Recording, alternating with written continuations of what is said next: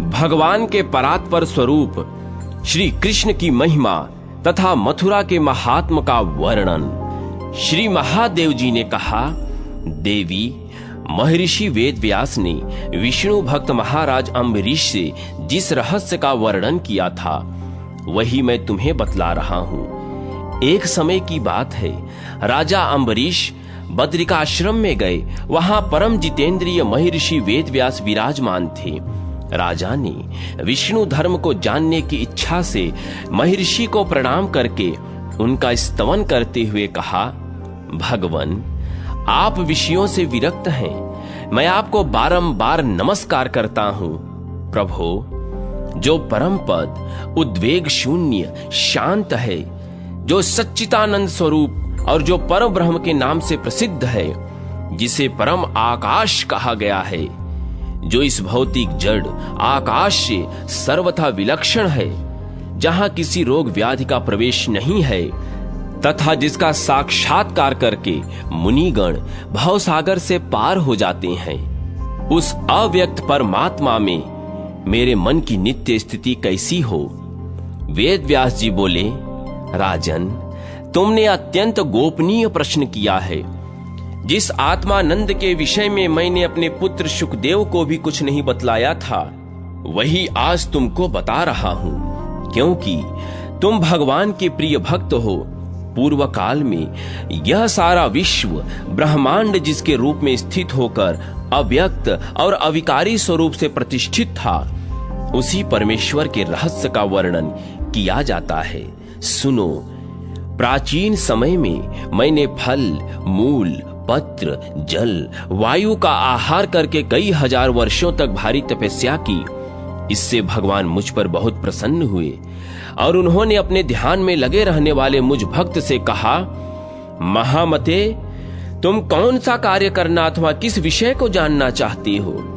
मैं प्रसन्न हूं, तुम मुझसे कोई वर मांगो। संसार का बंधन तभी तक रहता है जब तक कि मेरा साक्षात्कार नहीं हो जाता। यह मैं तुमसे सच्ची बात बता रहा हूं। यह सुनकर मेरे शरीर में रोमांच हुआ। मैंने श्री कृष्ण से कहा, मधुसूदन, मैं आपके ही तत्व का यथार्थ रूप से साक्षात्कार करना चाहता हूं।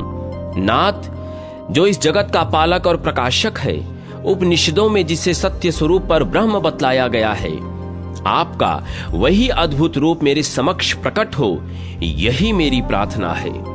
श्री भगवान ने कहा, महर्षि, मेरे विषय में लोगों की भिन्न भिन्न धारणाएं हैं। कोई मुझे प्रकृत कहते हैं, कोई पुरुष, कोई ईश्वर मानते हैं, कोई धर्म।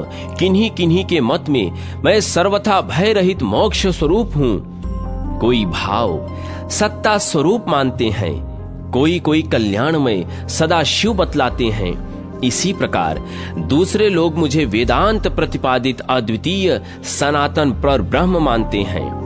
किंतु वास्तव में जो सत्ता स्वरूप और निर्विकार है, सत्य चित्त और आनंद ही जिसका विग्रह है तथा वेदों में जिसका रहस्य छिपा हुआ है, अपना वह पारमार्थिक स्वरूप आज मैं तुम्हारे सामने प्रकट करता हूं। देखो राजन, भगवान की इतना कहते ही मुझे एक बालक का दर्शन हुआ, जिसके शरीर की कांति नील मेघ के समान श्याम थी। वह गोप कन्याओं और ग्वाल बालों से घिरकर हंस रहा था। वह भगवान श्याम सुंदर थे, जो पीत वस्त्र धारण किए हुए कदम्ब की जड़ पर बैठे हुए थे। उनकी झांकी अद्भुत थी। उनके साथ ही नूतन पल्लवों से अलंकृत वृंदावन नाम वाला वन भी दृष्टिगोचर हुआ। इसके बाद मैंने नील कमल की आभा धारण करने वाली कलकंद्या यमुना के दर्शन किए। फिर गोवर्धन पर्वत पर दृष्टि पड़ी, जिसे श्री कृष्ण तथा बलराम ने इंद्र का घमंड चूर करने के लिए अपने हाथों पर उठाया था।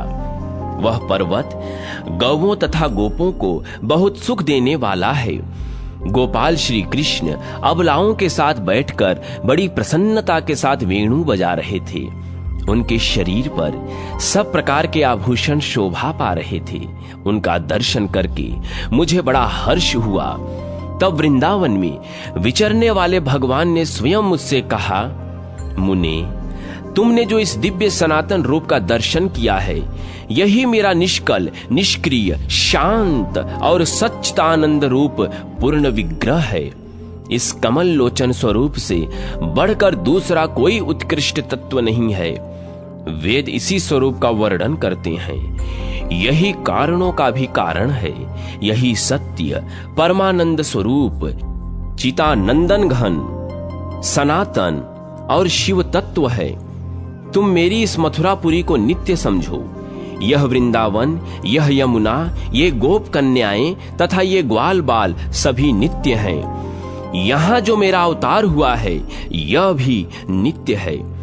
इसमें संशय न करना। राधा मेरी सदा की प्रियतमा है। मैं सर्वज्ञ, परात्पर, सर्वकाम, सर्वेश्वर तथा सर्वनंदमय परमेश्वर हूं। मुझ में ही यह सारा विश्व, जो माया का विलास मात्र है, प्रतीत हो रहा है। तब मैंने जगत के कारणों के भी कारण भगवान से कहा, नाथ, ये गोपियां और ग्वाल कौन हैं तथा यह वृक्ष कैसा है?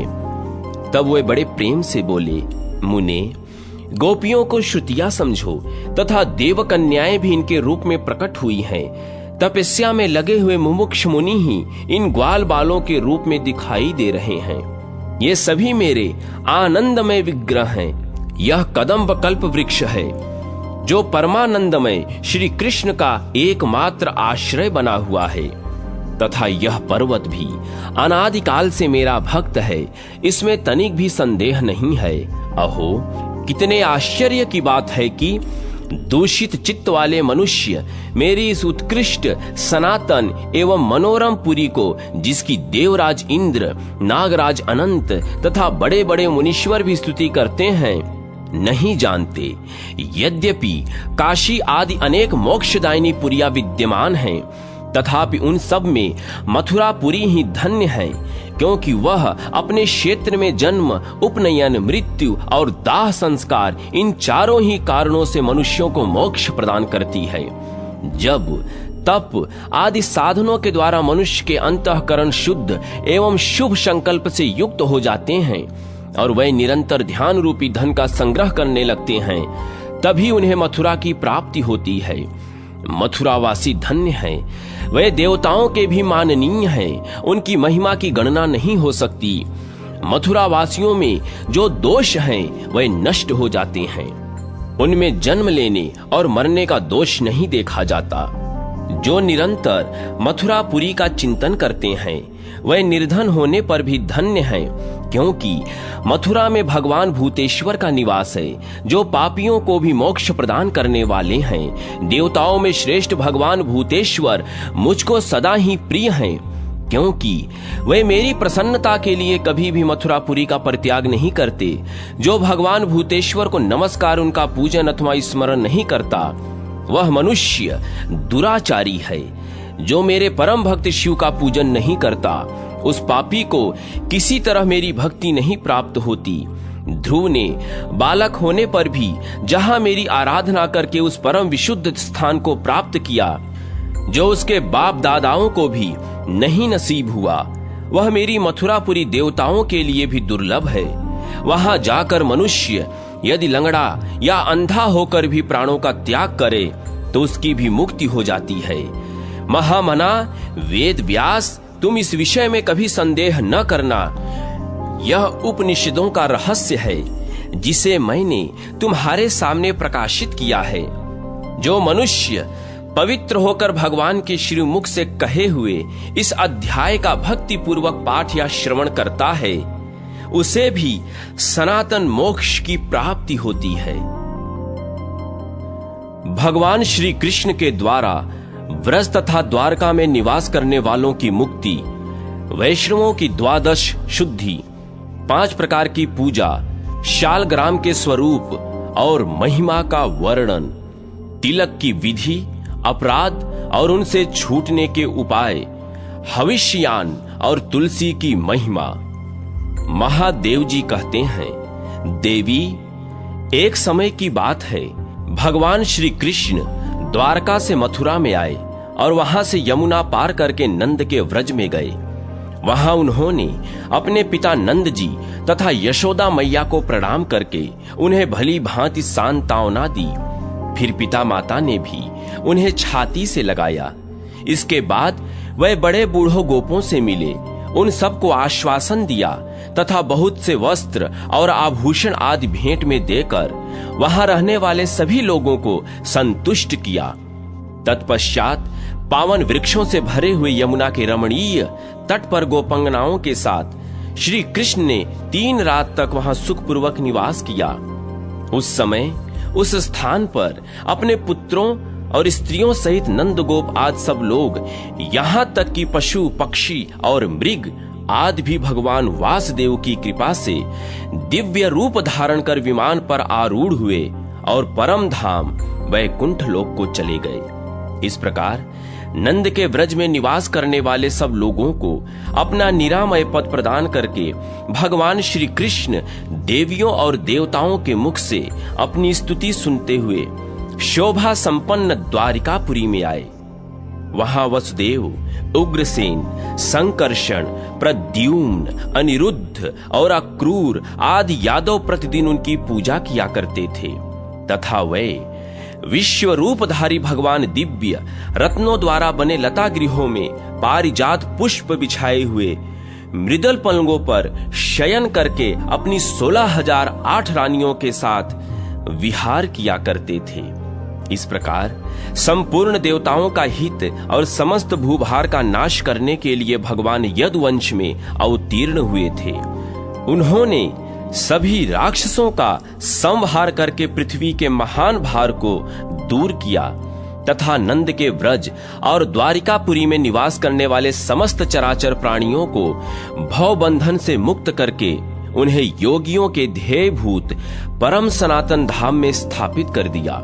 तदनंतर वह स्वयं भी अपने परम धाम को पधारे।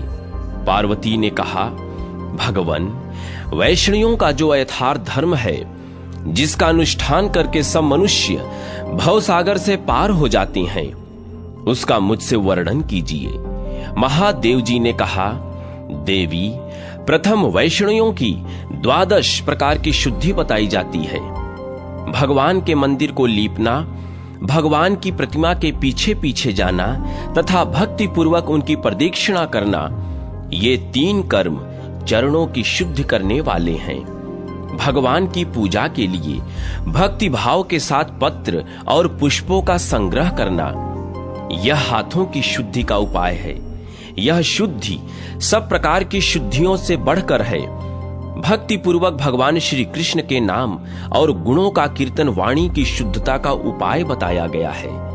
उनकी कथा का श्रवण और उत्सव का दर्शन, ये 2 कार्य क्रमशः कानों और नेत्रों की शुद्धि करने वाले कहे गए हैं। मस्तक पर भगवान का चरणोदक निर्माल्य तथा माला धारण करना, ये भगवान के चरणों में पड़े हुए पुरुष के लिए सिर की शुद्धि के साधन हैं। भगवान के निर्माल्य भूत पुष्प आदि को सूंघना अंतः शुद्धि तथा घ्राण शुद्धि का उपाय माना जाता है। श्री कृष्ण के युगल चरणों पर चढ़ा हुआ पत्र पुष्प आदि संसार में एकमात्र पावन है। वह सभी अंगों को शुद्ध कर देता है। भगवान की पूजा 5 प्रकार की बताई गई है। उन 5 भेदों को सुनो। अभिगमन, उपादान, योग, स्वाध्याय और इज्जा, ये ही पूजा के 5 प्रकार हैं। अब तुम्हें इनका क्रमशः परिचय देता हूं। देवताओं के स्थान पर झाड़ू बुहार कर साफ करना, उसे लीपना तथा पहले के चढ़े हुए निर्माल्य को दूर हटाना अभिगमन कहलाता है। पूजा के लिए चंदन और पुष्पादि के संग्रह का नाम उपादान है। अपने साथ अपने इष्ट देव की आत्म भावना करना, अर्थात मेरा इष्ट देव मुझसे भिन्न नहीं है, वह मेरा ही आत्मा है, इस तरह की भावना को दृढ़ करना योग कहा गया है। इष्ट देव के मंत्र का अर्थानुसंधान पूर्वक जप करना स्वाध्याय कहा गया है। सूक्त और स्तोत्र आदि का पाठ, भगवान का कीर्तन तथा भगवत तत्व आदि का प्रतिपादन करने वाले शास्त्रों का अभ्यास भी स्वाध्याय कहलाता है। अपने आराध्य देव की यथार्थ विधि से पूजा करने का नाम इज्जा है। सुव्रते, यह 5 प्रकार की पूजा मैंने तुम्हें बताई। यह क्रमशः साष्टी, सामीप्य, सालोक्य, सायुज्य और सारूप्य नामक मुक्ति प्रदान करने वाली है। अब प्रसंगवश शालग्राम शिला की पूजा के संबंध में कुछ निवेदन करूंगा। 4 भुजाधारी भगवान विष्णु के दाहिनी एवं ऊर्ध्व भुजा के क्रम से अस्त्र विशेष ग्रहण करने पर केशव आदि नाम होते हैं। अर्थात दाहिनी ओर का ऊपर का हाथ, दाहिनी ओर का नीचे का हाथ, बाईं ओर का ऊपर का हाथ और बाईं ओर का नीचे का हाथ, इस क्रम से चारों हाथों में शंख, चक्र आदि आयुधों को क्रम या व्यतिक्रम पूर्वक धारण करने पर भगवान की भिन्न भिन्न संज्ञाएं होती हैं। उन्हीं संज्ञाओं का निर्देश करते हुए यहाँ भगवान का पूजन बतलाया जाता है। उपर्युक्त क्रम से चारों हाथों में शंख, चक्र, गदा और पद्म धारण करने वाले विष्णु का नाम केशव है। पद्म, गदा, चक्र और शंख के क्रम से शस्त्र धारण करने पर उन्हें नारायण कहते हैं। क्रमशः चक्र, शंख, पद्म और गदा ये सभी ग्रहण करने से वे माधव कहलाते हैं। गदा, पद्म, शंख और चक्र इस क्रम से आयुध धारण करने वाले भगवान का नाम गोविंद है। पद्म, शंख, चक्र और गदाधारी विष्णु रूप भगवान को प्रणाम है।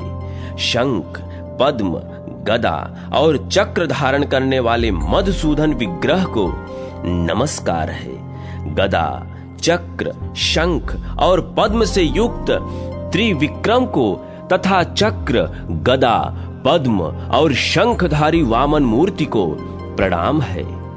चक्र, पद्म, शंख और गदा धारण करने वाले श्रीधर रूप को नमस्कार है।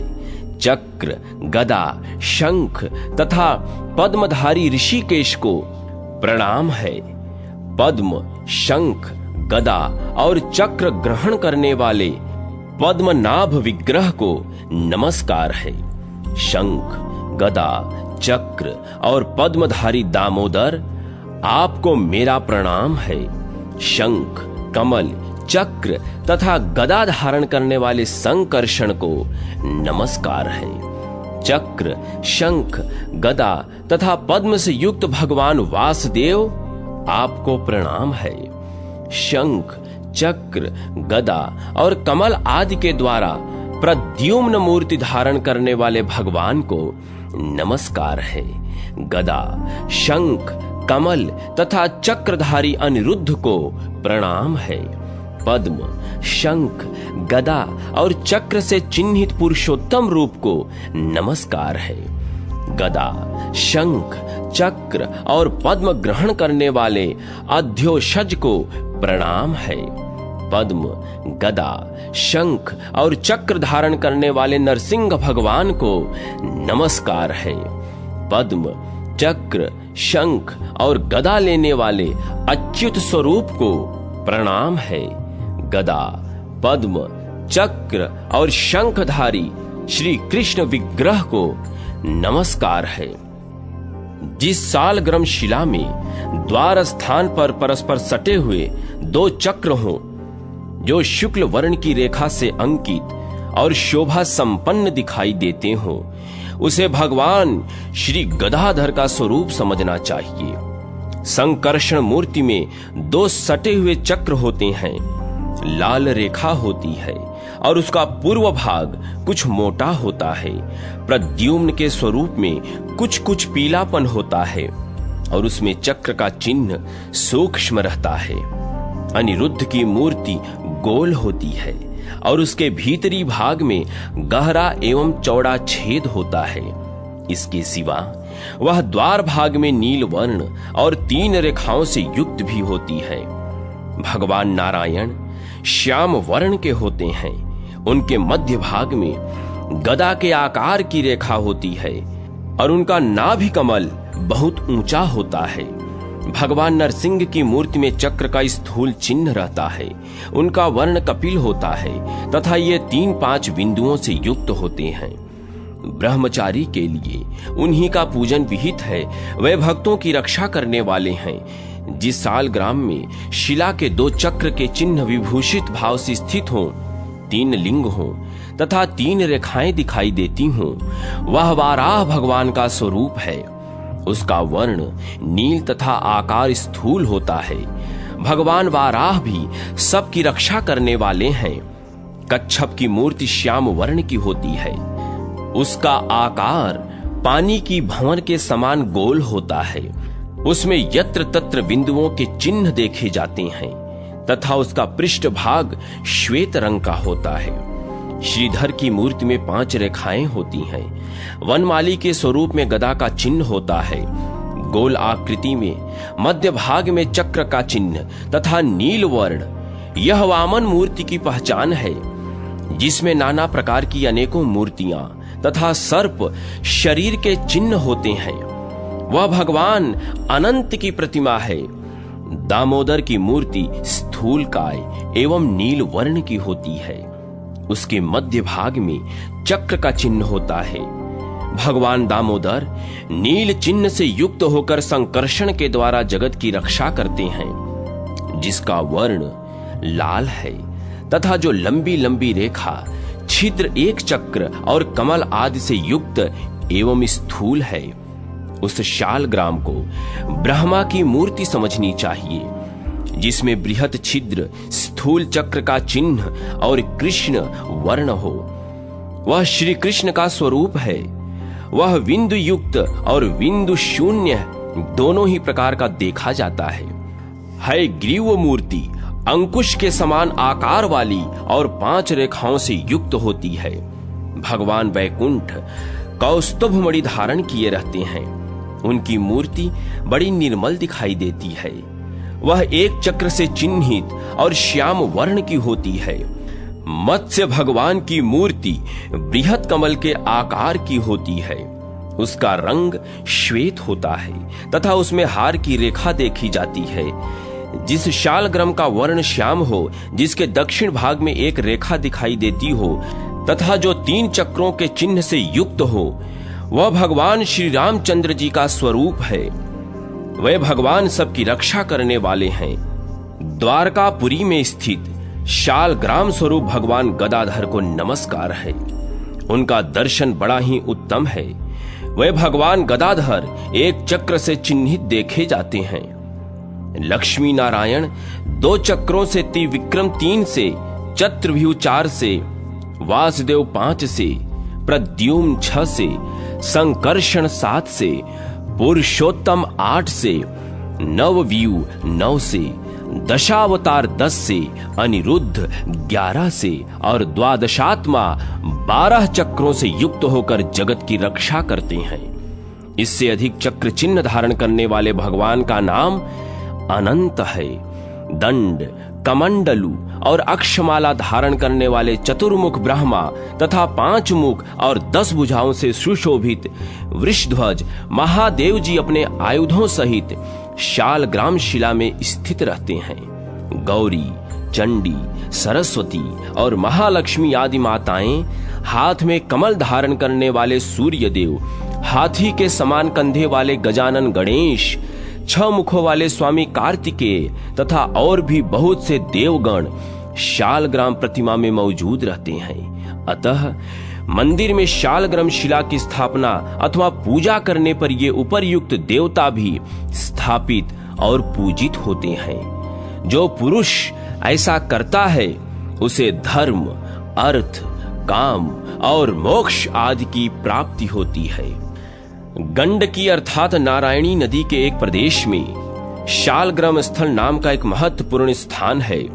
वहां से निकलने वाले पत्थर को शालग्राम कहते हैं। शालग्राम शिला के स्पर्श मात्र से करोड़ों जन्मों के पाप नाश हो जाता है।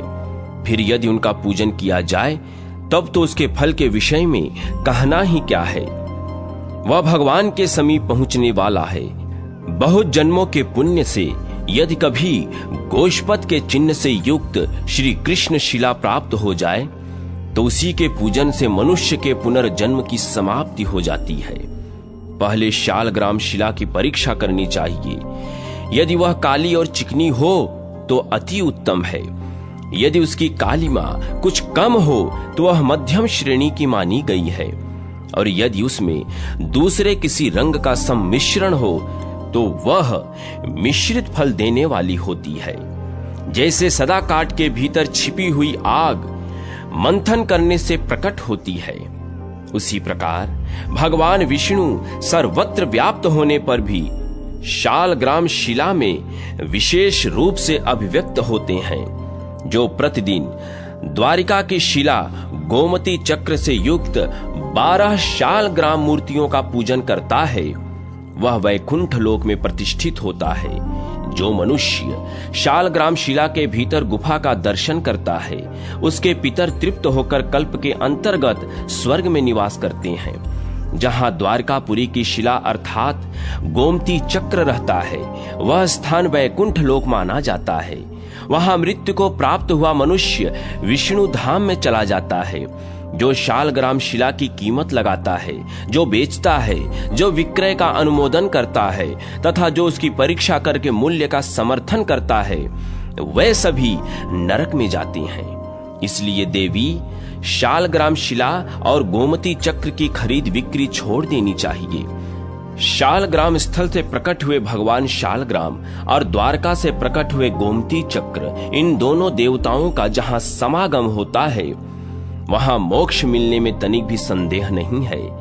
द्वारका से प्रकट हुए गोमती चक्र से युक्त अनेकों चक्रों से चिन्हित तथा चकासन शिला के समान आकार वाले भगवान शालग्राम साक्षात चित्त स्वरूप निरंजन परमात्मा ही हैं। ओंकार रूप तथा नित्यानंद स्वरूप शालग्राम को नमस्कार है। महाभाग शालग्राम, मैं आपका अनुग्रह चाहता हूं। प्रभो, मैं ऋण से ग्रस्त हूं, मुझ भक्त पर अनुग्रह कीजिए। अब मैं प्रसन्नता पूर्वक तिलक की विधि का वर्णन करता हूं। ललाट में केशव, कंठ में श्री पुरुषोत्तम, नाभि में नारायण देव, हृदय में वैकुंठ, बाईं पसली में दामोदर, दाहिनी पसली में त्रिविक्रम, मस्तक पर ऋषिकेश, पीठ में पद्मनाभ, कानों में गंगा यमुना तथा दोनों भुजाओं में श्री कृष्ण और हरि का निवास समझना चाहिए। उपर्युक्त स्थानों में तिलक करने से ये 12 देवता संतुष्ट होते हैं। तिलक करते समय इन 12 नामों का उच्चारण करना चाहिए। जो ऐसा करता है वह सभी पापों से शुद्ध होकर विष्णु लोक को चला जाता है। भगवान के चरणोदक को पीना चाहिए और पुत्र, मित्र तथा स्त्री आदि समस्त परिवार के शरीर पर उसे छिड़कना चाहिए। श्री विष्णु का चरणोदक यदि पी लिया जाए तो वह करोड़ों जन्मों के पाप का नाश करने वाला होता है। भगवान के मंदिर में खड़ाऊं या सवारी पर चढ़कर जाना, भगवत संबंधी उत्सवों का सेवन न करना, भगवान के सामने जाकर प्रणाम न करना, उच्छिष्ट या अपवित्र अवस्था में भगवान की वंदना करना, एक हाथ से प्रणाम करना, भगवान के सामने ही एक स्थान पर खड़े खड़े प्रदक्षिणा करना, भगवान के आगे पांव फैलाना, पलंग पर बैठना, सोना, खाना, झूठ बोलना, जोर जोर से चिल्लाना, परस्पर बात करना, रोना, झगड़ा करना, किसी को दंड देना, अपने बल के घमंड में आकर किसी पर अनुग्रह करना, स्त्रियों के प्रति कठोर बात कहना, कंबल ओढ़ना, दूसरे की निंदा पर आई स्तुति, गाली बकना, अधो वायु का त्याग, अपशब्द करना, शक्ति रहते हुए गौण उपचारों से पूजा करना, मुख्य उपचारों का प्रबंध करना, भगवान को भोग लगाए बिना ही भोजन करना, सामयिक फल आदि को भगवान की सेवा में अर्पण न करना, उपयोग में लाने से बचे हुए भोजन को भगवान के लिए निवेदन करना, भोजन का नाम लेकर दूसरे की निंदा तथा प्रशंसा करना, गुरु के समीप मौन रहना, आत्म प्रशंसा करना तथा देवताओं को कोसना, ये विष्णु के प्रति 32 अपराध बताए गए हैं। मधुसूदन, मुझसे प्रतिदिन हजारों अपराध होते रहते हैं, किंतु मैं आपका ही सेवक हूं, ऐसा समझकर मुझे उनके लिए क्षमा करें। इस मंत्र का उच्चारण करके भगवान के सामने पृथ्वी पर दंड की भांति पड़कर साष्टांग प्रणाम करना चाहिए। ऐसा करने से भगवान श्री हरि सदा हजारों अपराध क्षमा करते हैं। द्विजातियों के लिए सवेरे और शाम 2 ही समय भोजन करना वेद विहित है। गोल लौकी, लहसुन, ताड़ का फल, भांटा, इन्हें वैष्णव पुरुषों को नहीं खाना चाहिए। वैष्णव के लिए बड़, पीपल, मदार, कुंभी, तिंदुक, कोविदार, कचनार और कदम्ब के पत्ते में भोजन करना निषिद्ध है। जला हुआ तथा भगवान को अर्पण न किया हुआ अन्न, जंबीर और बिजौरा नींबू, शाक तथा खाली नमक भी वैष्णव को नहीं खाना चाहिए। यद्यवात कभी खा ले तो भगवान नमक का स्मरण करना चाहिए। हेमंत ऋतु में उत्पन्न होने वाला सफेद धान जो सड़ा हुआ न हो, मूंग, तिल, यव, केराव, कंगनी, निवार, तीना, शाक, हिलमोचिका, हिलसा, काल शाक, बथुआ, मूली, दूसरे मूल शाक, सेंधा और सांभर, नमक, गाय का दही, गाय का घी, बिना माखन निकाला हुआ गाय का दूध, कटहल, आम, हर्रे, पिपली, जीरा, नारंगी, इमली, केला, लौली, हरफा, रेवरी, आंवले का फल, गुड़ के सिवा ईख के रस से तैयार होने वाली अन्य सभी वस्तुएं तथा बिना तेल के पकाया हुआ अन्न, इन सभी खाद्य पदार्थों को मुनि लोग हविष्यान्न कहते हैं। जो मनुष्य तुलसी के पत्र और पुष्प आदि से युक्त माला धारण करता है, उसको भी विष्णु ही समझना चाहिए। आंवले का वृक्ष लगाकर मनुष्य विष्णु के समान हो जाता है। आंवले के चारों ओर 350 हाथ की भूमि को कुरुक्षेत्र जानना चाहिए। तुलसी की लकड़ी के रुद्राक्ष के समान दाने बनाकर उनके द्वारा तैयार की हुई माला कंठ में धारण करके भगवान का पूजन आरंभ करना चाहिए। भगवान को चढ़ाई हुई तुलसी की माला मस्तक पर धारण करके तथा भगवान को अर्पण किए हुए चंदन के द्वारा अपने अंगों पर भगवान का नाम लिखें।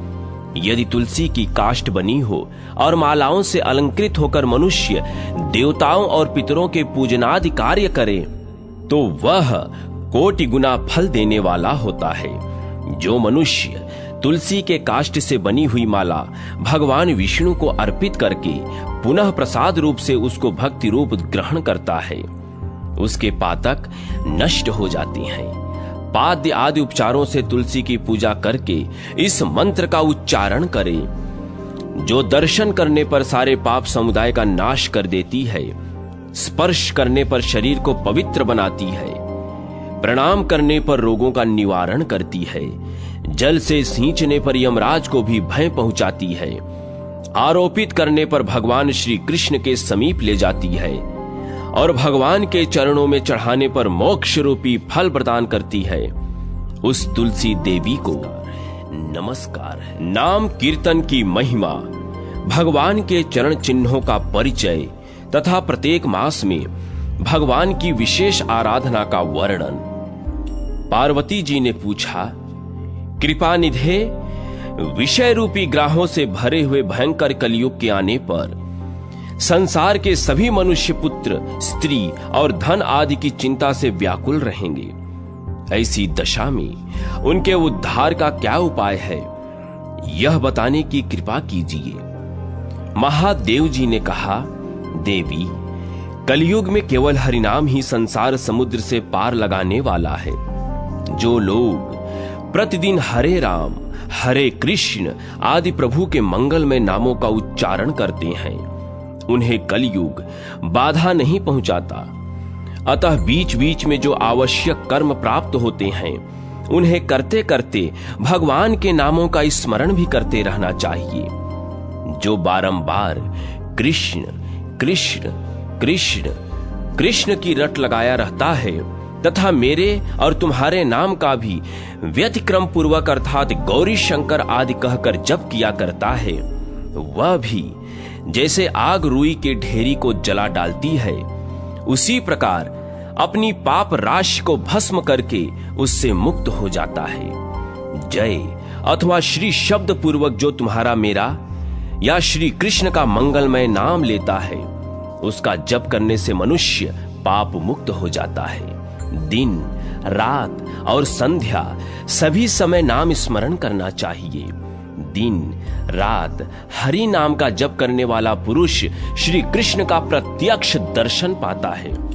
अपवित्र हो या पवित्र, सब समय निरंतर भगवान नाम का स्मरण करने से वह क्षण भर में भव बंधन से छुटकारा पा जाता है। भगवान का नाम नाना प्रकार के अपराधों से युक्त मनुष्य का भी पाप हर लेता है। कलयुग में यज्ञ, व्रत, तप और दान कोई भी कर्म सब अंगों से पूर्ण नहीं उतरता। केवल गंगा का स्नान और हरि नाम का कीर्तन, ये दो ही साधन विघ्न बाधाओं से रहित हैं। कल्याणी, हत्या जनित हजारों भयंकर पाप तथा दूसरे दूसरे पातक भी भगवान के गोविंद नाम का उच्चारण करने से नष्ट हो जाती हैं। मनुष्य अपवित्र हो या पवित्र अथवा किसी भी दशा में क्यों न स्थित हो, जो पुंडरीकाक्ष कमल नयन भगवान विष्णु का स्मरण करता है, वह बाहर और भीतर सब ओर से पवित्र हो जाता है। केवल भगवान नाम के स्मरण से तथा भगवान के चरणों का चिंतन करने से शुद्धि होती है। सोने, चांदी, भिगोए हुए आटे अथवा पुष्पमाला के द्वारा भगवान के चरणों की आकृति बनाकर उसे चक्र आदि से चिन्हित कर लेना चाहिए। उसके बाद पूजन आरंभ करें। पूजन के समय भगवान चरणों का इस प्रकार ध्यान करें। भगवान, आपने दाहिने पैर के अंगूठी की जड़ में प्रणत जनों के संसार बंधन का उच्छेद करने के लिए चक्र का चिन्ह धारण किया है। मध्यमा उंगली के मध्य भाग में अच्युत ने अत्यंत सुंदर कमल का चिन्ह धारण कर रखा है। उसका उद्देश्य है ध्यान करने वाले भक्तों के चित्त रूपी भ्रमर को लुभाना। कमल के नीचे वह ध्वज का चिन्ह धारण किया करते हैं, जो मानो समस्त अनर्थों को परास्त करके फहराने वाली विजय ध्वजा है। कनिष्ठ की अंगुली के जड़ में वज्र का चिन्ह है, जो भक्तों की पाप राशि को विदीर्ण करने वाला है। पैर के पार्श्व भाग में बीच की ओर अंकुश का चिन्ह है, जो भक्तों के चित्त रूपी हाथी का दमन करने वाला है। श्री हरि अपने अंगुष्ठ के पर्व में भोग संपत्ति के प्रतीक भूत यौ का चिन्ह धारण करते हैं तथा मूल भाग में गदा की रेखा है, जो समस्त देहधारियों के पाप रूपी पर्वत को चूर्ण कर डालने वाली है। इतना ही नहीं, वह अजन्मा भगवान संपूर्ण विद्याओं को प्रकाशित करने के लिए भी पद्म आदि चिन्ह को धारण करते हैं। दाहिनी पैर में जो जो चिन्ह हैं, उन्हीं उन्हीं चिन्हों को करुणा निधान प्रभु अपने बाएं पैर में धारण किया करते हैं। इसलिए गोविंद के महात्म का जो आनंदमय रस के कारण अत्यंत मनोरम जान पड़ता है, सदा श्रवण और कीर्तन करना चाहिए। ऐसा करने वाले मनुष्य की मुक्ति होने में तनिक भी संदेह नहीं है। अब मैं प्रत्येक मास का वह कृत्य बतला रहा हूं जो भगवान विष्णु को प्रसन्न करने वाला है। जेठ के महीने में पूर्णिमा तिथि को स्नान आदि से पवित्र होकर यत्न पूर्वक श्री हरि का स्नानोत्सव मनाना चाहिए। इससे दिन, पक्ष, मास, ऋतु और वर्ष भर के पाप नष्ट हो जाते हैं। कोटि कोटि सहस्त्र जो पातक और उपपातक होते हैं, उन सब का नाश हो जाता है। स्नान के समय कलश में जल लेकर भगवान के मस्तक पर धीरे धीरे गिराना चाहिए। पुरुषोत्तम सूक्त के मंत्रों तथा पावमानी ऋचाओं को क्रमशः पाठ करना चाहिए। नारियल युक्त जल, ताल फल से युक्त जल, रत्न मिश्रित जल, चंदन मिश्रित जल तथा पुष्प युक्त जल, इन 5 उपचारों से स्नान कराकर अपने वैभव विस्तार के अनुसार भगवान की आराधना करें। तत्पश्चात घम घंटाए नमः इस मंत्र को पढ़कर घंटा बजावे और इस प्रकार प्रार्थना करें। अपनी ऊंची आवाज से पतितों की पातक राशि का निवारण करने वाली घंटे, घोर संसार सागर में पड़े हुए मुझ पापी की रक्षा करो। जो श्रोत्रिय विद्वान ब्राह्मण पवित्र भाव से इस प्रकार भगवान की आराधना करता है, वह सब पापों से मुक्त होकर भगवान विष्णु के धाम में चला जाता है। आषाढ़ शुक्ला द्वितीया को भगवान की सवारी निकालकर रथ यात्रा संबंधी उत्सव करना चाहिए तथा आषाढ़ शुक्ला एकादशी को भगवान के शयन का उत्सव मनाना चाहिए। फिर श्रावण के महीने में श्रावणी की विधि का पालन करना चाहिए। भाद्रपद कृष्ण अष्टमी को भगवान श्री कृष्ण के जन्म का दिन है, उस दिन व्रत रखना चाहिए। तत्पश्चात आश्विन के महीने में सोए हुए भगवान के करवट बदलने का उत्सव मनाना चाहिए। उसके बाद समयानुसार श्री हरि के शयन से उठने का उत्सव करें, अन्यथा वह मनुष्य विष्णु का द्रोह करने वाला माना जाएगा। अश्वनी के शुक्ल पक्ष में भगवती महामाया का भी पूजन करना कर्तव्य है। उस समय विष्णु रूपा भगवती की सोने या चांदी की प्रतिमा बना लेनी चाहिए। हिंसा और द्वेष का परित्याग करना चाहिए, क्योंकि विष्णु की पूजा करने वाला पुरुष धर्मात्मा होता है और हिंसा द्वेष आदि महान अधर्म है। कार्तिक पुण्य मास है, उसमें इच्छानुसार पुण्य करें। भगवान दामोदर के लिए प्रतिदिन किसी ऊंचे स्थान पर दीप दान करना उचित है। दीपक 4 अंगुल का चौड़ा हो और उसमें 7 बत्तियां जलाई जाएं। फिर पक्ष के अंत में अमावस्या को सुंदर दीपावली का उत्सव मनाया जाए। अगहन के शुक्ल पक्ष में षष्ठी तिथि को सफेद वस्त्रों के द्वारा भगवान जगदीश की और विशेषतः ब्रह्मा जी की पूजा करें। पौष मास में भगवान का पुष्प मिश्रित जल से अभिषेक तथा तरल चंदन वर्जित है। मकर संक्रांति के दिन तथा माघ के महीने में अधिवासित तांडुल का भगवान के लिए नैवेद्य लगाएं। ओम विष्णुवे नमः इस मंत्र का उच्चारण करें। फिर ब्राह्मणों को देवाधिदेव भगवान के सामने बिठाकर भक्ति पूर्वक भोजन करावें तथा उन भगवत भक्त द्विजों की भगवत बुद्धि से पूजा करें। एक भगवत भक्त पुरुष के भोजन करा देने पर करोड़ों मनुष्यों के भोजन कराने का फल होता है। यदि पूजा में किसी अंग की कमी रह गई हो तो वह ब्राह्मण भोजन कराने से अवश्य पूर्ण हो जाती है। माघ के शुक्ल पक्ष में वसंत पंचमी को भगवान केशव को नहलाकर आम के पल्लों तथा भांति भांति के सुगंधित चूर्ण आदि के द्वारा विधि पूर्वक उनकी पूजा करें। तत्पश्चात जय कृष्ण कहकर भगवान का स्मरण करते हुए उन्हें एक मनोहर उपवन में प्रदक्षिणा भाव से ले जाएं और वहां दोलोत्सव मनाएं। उक्त उपवन को प्रज्वलित दीपकों के द्वारा प्रकाशित किया जाए। उसमें ऐसे ऐसे वृक्ष हों जो सभी ऋतुओं में फूलों से भरे रहें। फल फूलों से सुशोभित नाना प्रकार के वृक्ष, पुष्प निर्मित चंदावों, जल से भरे हुए घट, आमों की छोटी बड़ी शाखाएं तथा छत्र और चंवर आदि वस्तुएं उन सब की शोभा बढ़ा रही हों। कलयुग में विशेष रूप से दोलोत्सव का विधान है।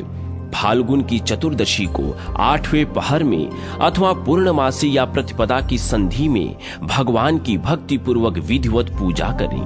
उस समय श्वेत, लाल, गौर तथा पीले इन 4 प्रकार की चूर्णों का उपयोग करें। उनमें कर्पूर आदि सुगंधित पदार्थ मिले होने चाहिए।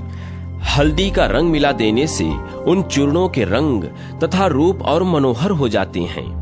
इनके सिवा अन्य प्रकार के रंग रूप वाले चूर्णों द्वारा भी परमेश्वर को प्रसन्न करें। एकादशी से लेकर पंचमी तक इस उत्सव को पूरा करें अथवा 5 या 3 दिन तक दोलोत्सव करना उचित है।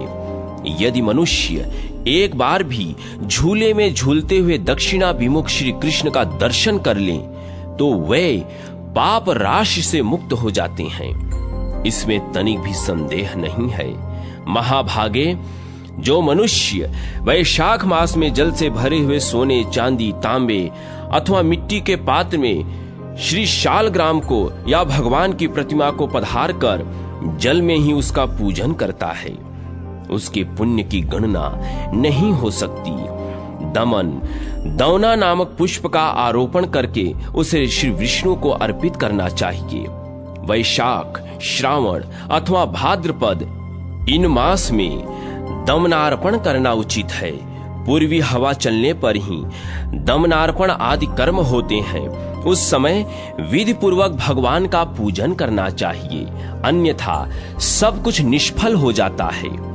वैशाख की तृतीया को विशेषतः जल में अथवा मंडल मंडप या बहुत बड़े वन में यह कार्य संपन्न कराना चाहिए।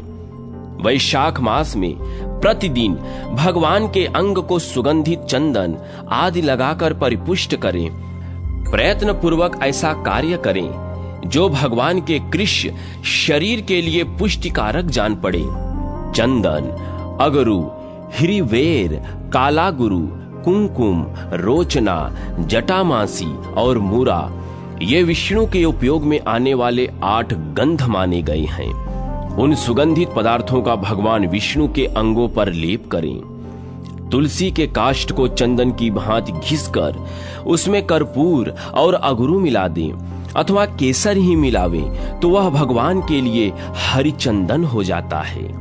जो मनुष्य यात्रा के समय भक्ति पूर्वक श्री कृष्ण का दर्शन करते हैं उनकी पुनरावृत्ति नहीं होती। जो लोग सुगंध मिश्रित जल से भगवान को नहलाते हैं उनके लिए भी यही फल है। अथवा वैशाख मास में भगवान को फूलों के भीतर रखना चाहिए। वृंदावन में जाकर तरह तरह के फल जुटावें और भगवान को भोग लगाकर किसी सुयोग्य भगवत भक्त को सब खिला दें। नारियल का फल अर्पण करें अथवा उसे फोड़कर उसकी गरी निकाल लें। बेर का फल निवेदन करें, कटहल का कोया निकालकर भोग लगावें तथा दही युक्त अन्न को घी से तर करके भगवान के आगे रखें। कहां तक कहा जाए, जो जो वस्तु अपने को विशेष प्रिय हो वह सब भगवान को अर्पण करें। नैवेद्य और वस्त्र आदि भगवान को अर्पण करें, पुनः उसे स्वयं उपयोग में न लावें। विष्णु के उद्देश्य से दी हुई वस्तु विशेषतः उनके भक्तों को ही देनी चाहिए। महेश्वरी, इस प्रकार संक्षेप से ही मैंने तुम्हारे सामने ये कुछ बातें बताई हैं। जिन शास्त्रों में श्री कृष्ण के रूप और गुणों का वर्णन करें, उन्हें समझने की शक्ति हो जाए तो और कोई शास्त्र पढ़ने की कुछ भी आवश्यकता नहीं है। भगवान के प्रेम, भाव, रस, भक्ति, विलास, नाम तथा हारों में भी यदि मन लगा हो तो कामिनियों से क्या लेना है। अतः व्रज बालकों के स्वामी श्री कृष्ण को, उनके किरणा निकेतन वृंदावन को, व्रज भूमि को तथा यमुना जल को मन लगाकर भजो। यदि इस शरीर में त्रिभुवन के स्वामी भगवान गोविंद के चरणार बिंदों की धूल लिपटी हो तो इसमें अगरू और चंदन आदि लगाना व्यर्थ है।